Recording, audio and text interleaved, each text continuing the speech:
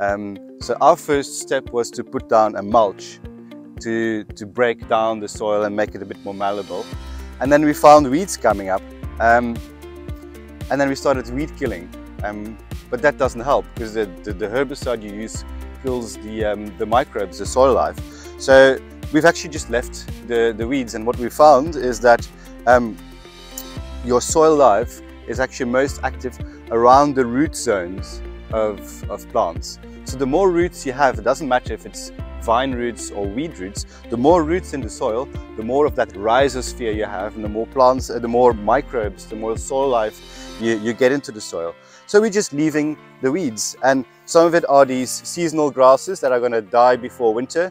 Some of it is clover, a lot of white clover here. Look at this. This fixes nitrogen. So it takes the nitrogen from the air and puts it in the ground, and it's in a form that the vine can actually metabolize. It can take it up and use it straight away. Most inorganic fertilizers that you put down first need to be converted into an active form by the soil microbes before the plants can use it.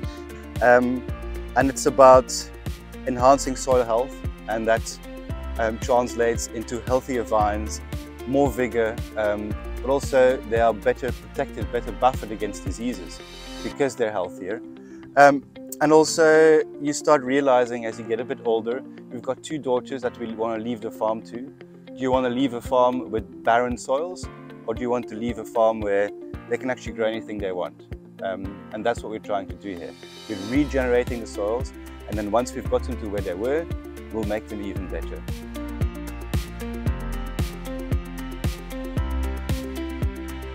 So initially when we bought the farm, it was fully planted with orchards, and there was no space in between the blocks.